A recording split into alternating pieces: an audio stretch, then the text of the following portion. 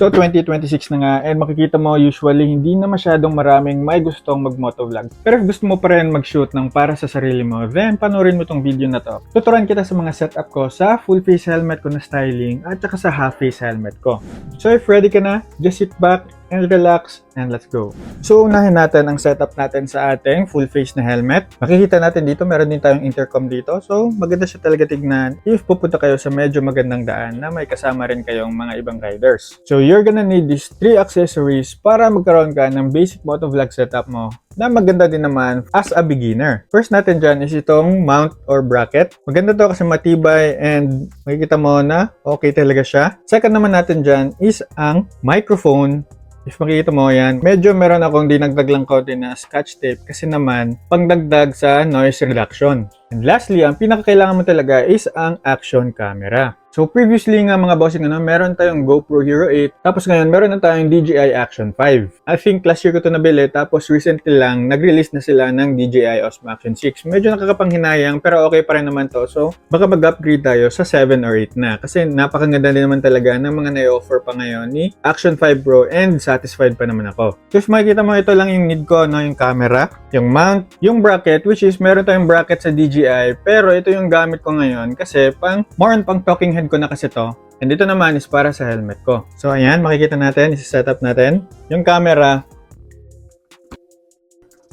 Ayan. And lastly, yung kaniyang microphone. So bali, ito nga palang microphone is walang kasamang dead cut. Yung dead cut ko is galing sa aking isang microphone. So just to add some noise reduction. And by the way mga bossing ha, ito meron itong karagdagang extension if gusto mo ng medyo mas malayuan pa kaunti sa bibig mo and makita mo yung screen mo dito sa display pag nagre-record ka na. Now, dito naman sa camera setup ko mga bossing. So makikita mo dito, unfortunately, dito sa helmet ko na si Evo SVX is wala siyang butas dito kaya need kong butasan. Pero yung si GSX yata, meron siyang karagdagang butas dito. So pwede mo na ilagay dyan. So for me, binutasan ko na lang kasi long term ko na din naman itong ginagamit. So ilagay ko saglit ha. And nakikita nyo, binutasan ko.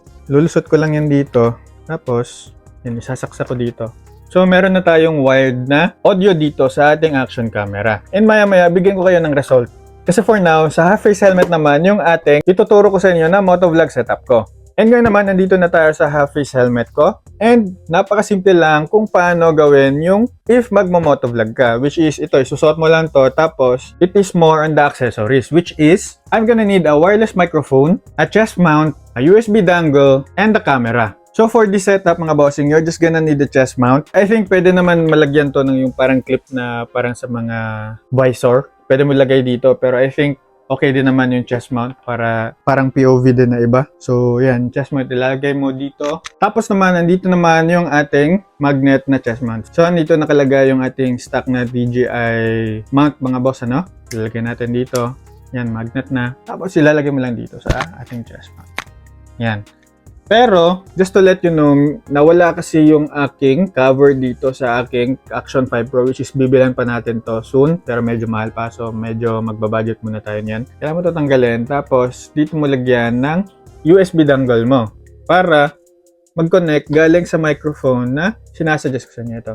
Itong mic nga pala na to is the TNW, tapos ito yung kailangan mo ng dongle para makapag-connect siya. Yan. So, connect mo to, tapos, yan. So basically, ganito tignan yung setup mo na naka-wireless ka. Nalagay mo dito, nakasuot yung helmet mo, tapos andito naman yung wireless microphone mo. Pwede mo lang ito ilagay dito, or pwede mo rin gawing necklace na kasama na yan sa pagbili mo ng wireless microphone. So if ikikwintas mo, imamagnet mo lang yan dito. Yan. Which is, meron na tayong mga results dyan sa mga videos ko kung paano ako gumagawa ng mga current motovlogs ko na mas pinadali pa talaga yung buhay ko. So, ganito lang, nakakwintas, or if hindi mo to nadala, didikit mo lang dito kasi malakas din naman yung kaniyang sensitivity para ma-detect niya yung boses mo. So, again mga bossing, this is more on the talking vlogs if nag-uusap ka, nagbablog ka, yung ganon. Pero yung mga pang mabilisan, yung mga tipong hinaharurot sa daan tapos nagsasalita, I think hindi to mare-recommend yung ganitong klaseng setup for this wireless. Kasi medyo nagpipik talaga yung kaniyang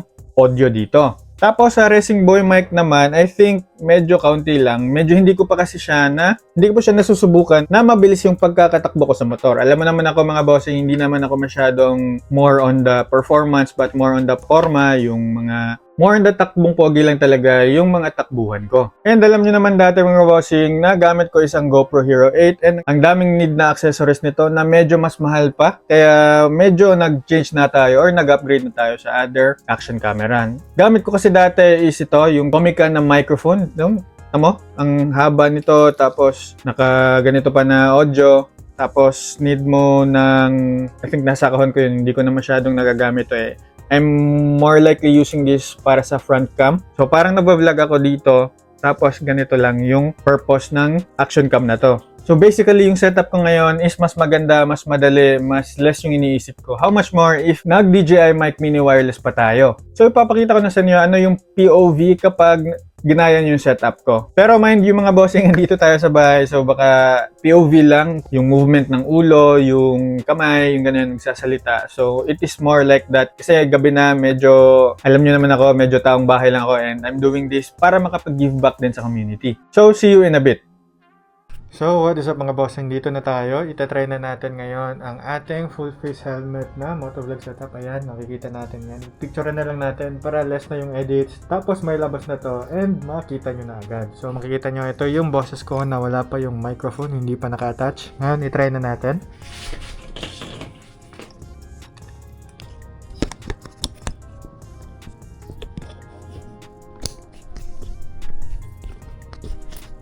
Ayan, nakamount na. Ayan, isasaksak na natin, okay? Okay, yan, nakasaksak na mga bossing. Ayan. So, makikita nyo dito yung sign na nasasagap ng camera yung microphone na binili natin. So, ganyan yung mukha niya and ganito yung angle. Kamusta? Okay ba? And maganda ba? For me, titingnan ko pa ito mamaya, kaya tingnan lang natin, okay? Ngayon, papakita ko sa inyo yung pangalawang setup ko, which is a half-face helmet. So, isusot na natin ang ating chest mount.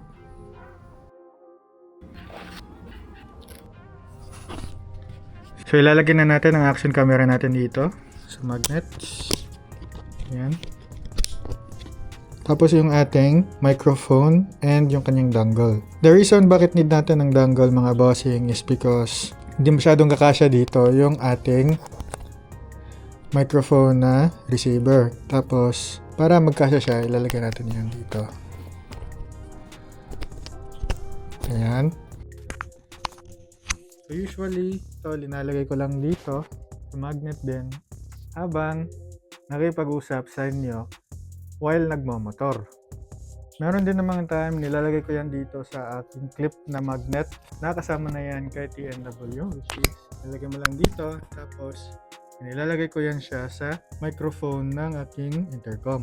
Ayan. So, mukha tayong medyo ewan dito, no? Pero, ayan, mas malapit kasi sa bibig. Tapos, magsasalita na lang tayo. Yap-yap na lang dyan kapag meron tayong gustong sabihin and napakalino naman ang sinasabi. Tapos, yan. Yung tip ko na ito mga bossing is more on the mga motovlogs na hindi masyadong mabibilis yung mga takbo. More on the nagbabike, nagra-ride, tapos makikipag-usap and parang may gustong i-share sa mga community nila. Yun yung main purpose ng pagmo-motovlog ng ganitong klaseng setup. So, I think okay din naman yung Racing Boy para sa mga mabibilis, pero hindi ako masyadong expert doon ng mga bossing nga sa mga pabilisan. Hindi ko medyo forte yung mga ganon. So, ako more on the usap-usap sa mga ganito-ganyan, anong mga gustong pag-usapan natin. Siyempre, as a motorcycle rider, yun yung mga gusto kong pag-usapan and mga paggawa ng mga content. So, setup-wise, mas madali itong half-face helmet ko compared sa full-face, pero pag mas maraming gusto ng POV, yung parang gumagalaw yung camera talaga kasama ng ulo, yung ganon, hindi mo magagawa dito sa chest mount styling. So, more on the one side lang talaga ng POV. Yun yung parang more on the yap-yap lang talaga na pag-uusap. Pero kapag gusto mo ng medyo mas action-action, yung ganon, yung galawan, go for the full face tapos nasa ulo mo yung paggagalaw-galaw ng camera mo. So if ever you find this video helpful, you can follow me for more, like this video na rin, and make a comment down below if may mga questions or suggestions na pwede natin pag-usapan dyan together with the community. You can also support me mga bossing by purchasing helpful products dyan sa mga link dyan sa baba. So always remember lang to ride safe and see you on my next video. Let's go!